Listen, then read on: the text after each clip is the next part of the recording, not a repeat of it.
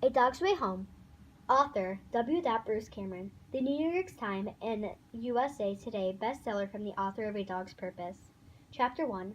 From the beginning, I was aware of cats. Cats everywhere. I couldn't really see them. My eyes were open. But when the cats were nearby, I registered nothing except shifting forms in the darkness. I could smell them, though, as clear as I could smell my mother as I took nourishment or my siblings stirring next to me as I worked my way to find life-giving milk. I didn't know they were cats, of course. I just knew they were creatures not like me, present in our den, but not attempting to nurse alongside me. Later, when I came to see that they were small and fast and lithe, I realized they were not only not dogs, but they were their own distinct kind of animal. We lived together in a cool, dark home. Dry dirt underneath my nose gave exotic old smells. I delighted in inhaling them, filling my nose with rich, flavorful aromas. Above, a ceiling of parched wood dropped dust into the air, a roof pressing down so low that whenever my mother stood up from the packed depression in the earth that served as her bed to leave my siblings and me, squeaked up in protest and huddling against each other for reassurance. Her upright tail was halfway to the beams. I did not know where my mother went when she departed. I only knew how anxious we were until she returned. The sole source of light in the den came from a single square hole at the far end. Through this window to the world poured astonishing scents of cold and alive and wet of places that things even more intoxicating than what I could smell in the den. But even though I saw an occasional cat flicker through the hole out into the world or returning from some unknown place, my mother pushed me back whenever I tried to crawl toward the outdoors. As my legs straightened and my eyesight sharpened, I played with the kittens as I would with my siblings. Often I singled out the same family of cats toward the back recesses of our communal home, where a pair of young kittens were particularly friendly, and their mother occasionally licked me. I thought of her as Mother Cat. After some time spending romping joyfully with the little felines, my mother would always come over to retrieve me, pulling me out of the pile of kittens by the back of my neck. My siblings all sniffed me suspiciously. When my mother dropped me next to them, their responses suggested that they did not care for the residual whiff of cat. This was my fun, wonderful life, and I had no reason to suspect it would ever change. I was nursing drowsily, hearing the peeping sound of my brothers and sisters as they did the same, when suddenly my mother lunged to her feet, her movements so unexpected that my legs were lifted off the ground before I dropped from the teat. I knew instantly something bad was happening. A panic spread through the den, rippling from cat to cat like a breeze. They stampeded toward the back of the den, the mother carrying their mewing offsprings by the back of their necks. My siblings and I surged toward our mother, crying for her, frightened because she was frightened. Strong beams of light swept over us, stinging my eyes. They came from the hole, as did the sounds. Jesus! There's a million cats in the crawl space! I had no sense of what was making these noises, nor why the den was filled with flashing lights. The scent of an entirely new sort of creature wafted through me from the hole. We were in danger, and it was these unseen creatures that were the threat. My mother panted, ducking her head, backing away, and we all did our best to stumble after her, beseeching her with our tiny voices not to leave us. Let me see. Oh, Christ, look at all them! Is this going to be a problem? Hell yes, it's a problem. What do you want to do? We'll have to call the exterminator. I was able to distinguish a difference between the first set of sounds and the second, a variation of pitch and tone, though I wasn't sure what it meant. Can't we just poison them ourselves? You got something on the truck? No, but I can get some. My mother continued to deny us the comfort of her teats. Her muscles were tense, her ears back, her attention focused on the source of sounds. I wanted to nurse to know we were safe. Well, but if we do that, we're going to all have these dead cats all over the neighborhood. There's too many. If we were just talking to one or two, fine. But this whole cat colony. You just wanted to finish the demo by the end of June. That don't give us a lot of time to get rid of them. I know. Look, see the bowls? Somebody's actually been feeding the damn things. The lights dipped, joining each other in a burning spot of brightness on the floor just inside the hole. Well, that's just great. What the hell is wrong with these people? You want to try me? You want me to try and find out who it is? Nah, the problem goes away when the cats do. I'll call somebody. The problem lights flickered around one last time and then winked out. I heard dirt moving and distant heavy footfalls, so much louder than the quiet steps of the cats.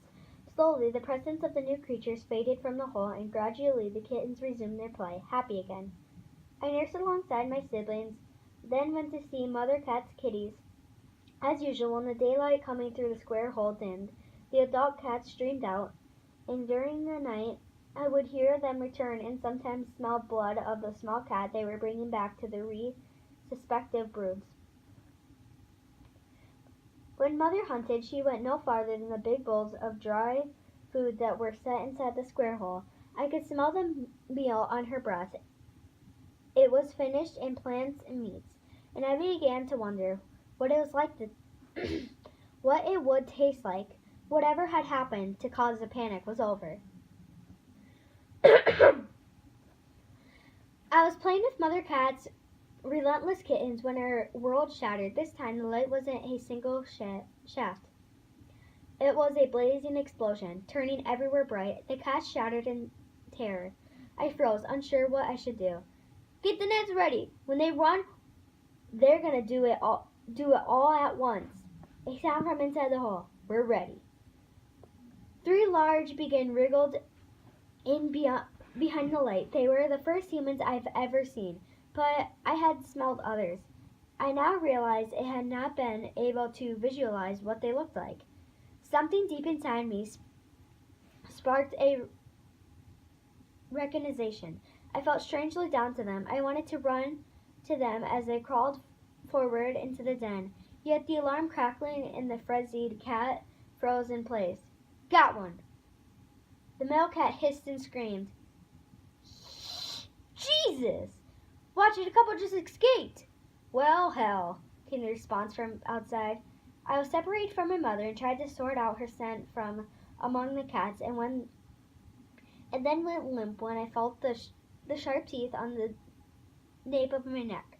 Mother Cat dragged me to the back, deep in the shadows, to a place where a large crack split the stone wall. She squeezed me through the crack into a small, tight space and set me down with her kittens, coloring up with us. The cats were utterly silent.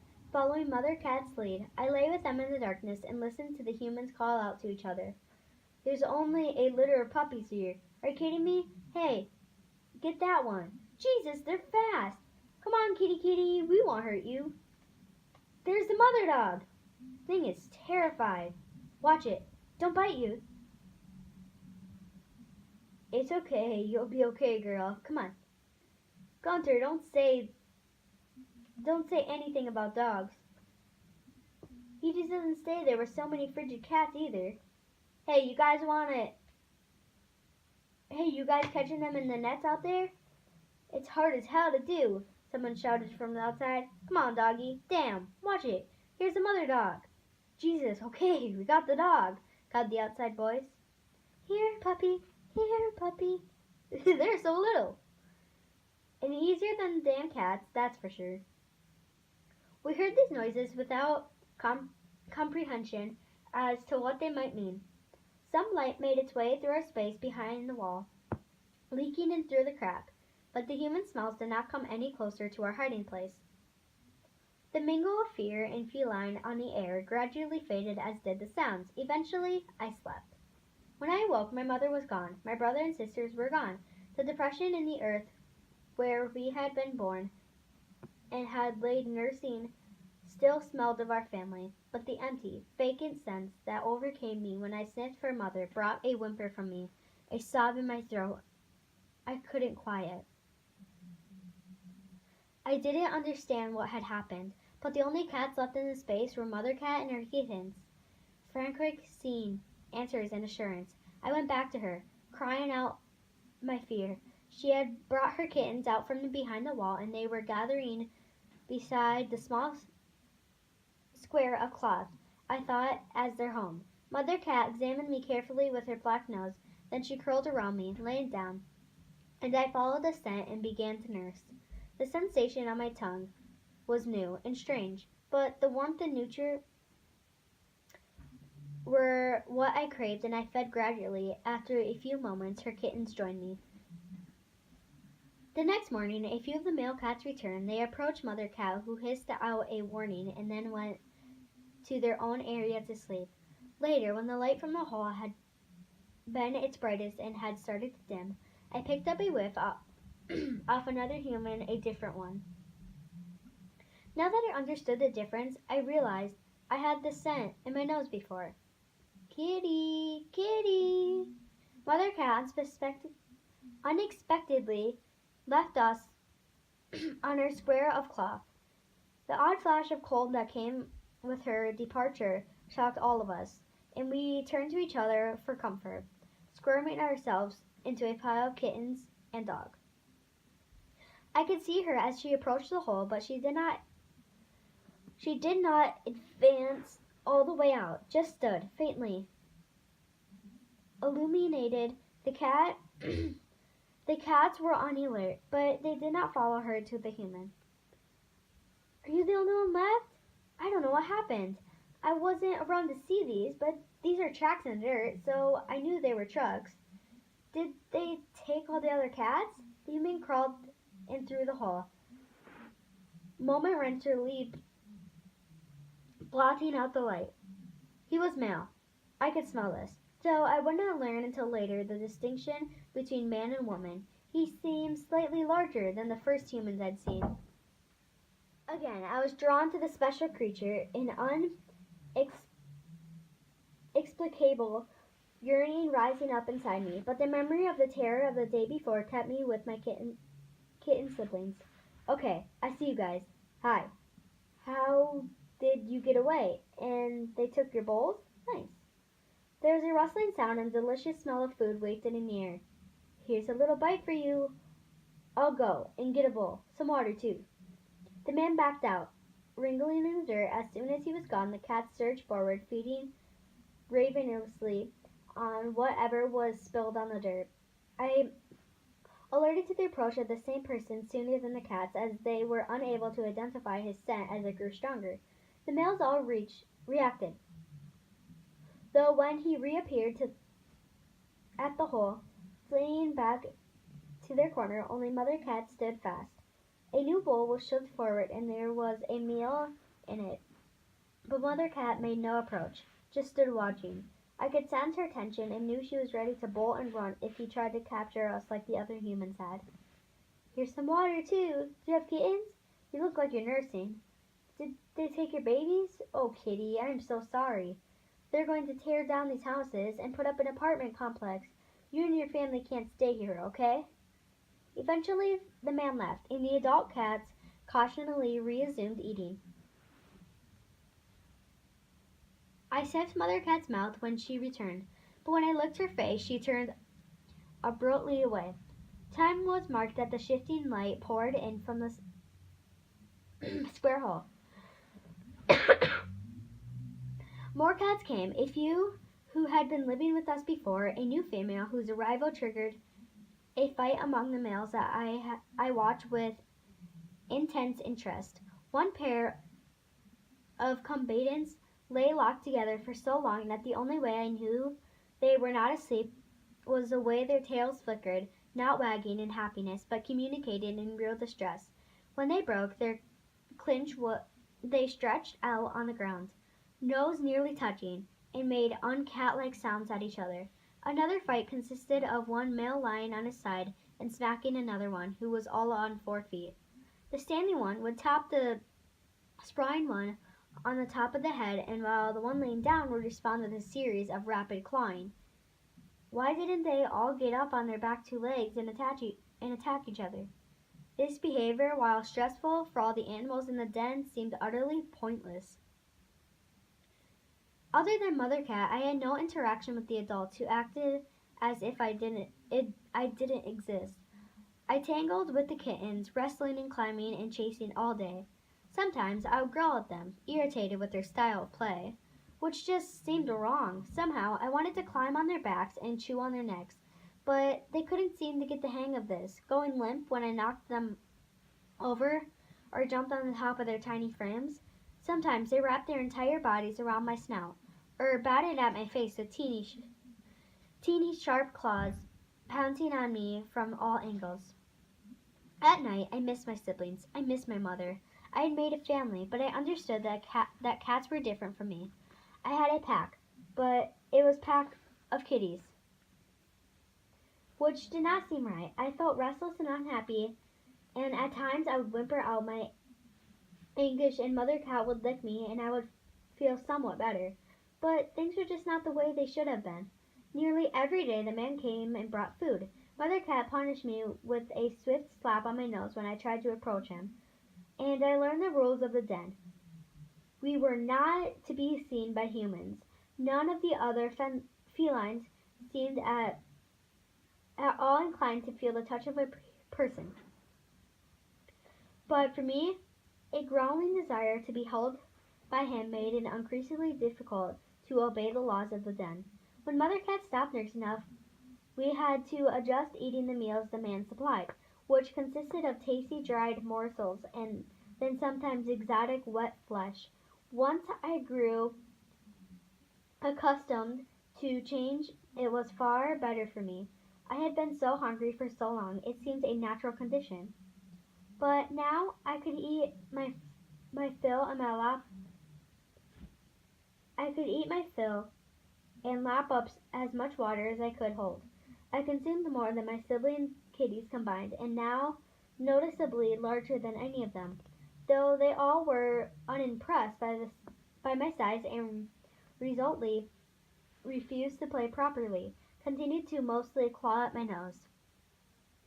We mimicked Mother Cat and shied away from the hole when the human presence filled it, but otherwise dared to flirt with very edge, drinking in rich aromas from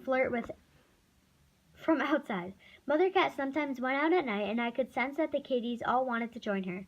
For me, it was more the daylight was lured, but I was mindful of Mother Cat, and she knew she would swiftly punish any attempt to stray beyond the boundary. One day, the man whose fragrances were familiar to me, now as Mother Cat's, appeared just outside the hole, making sounds. I could sense other humans with him. They're usually way toward the den. The mother comes closer when I bring food, but she won't let me touch her. Is there another way out of the crawl space besides the window?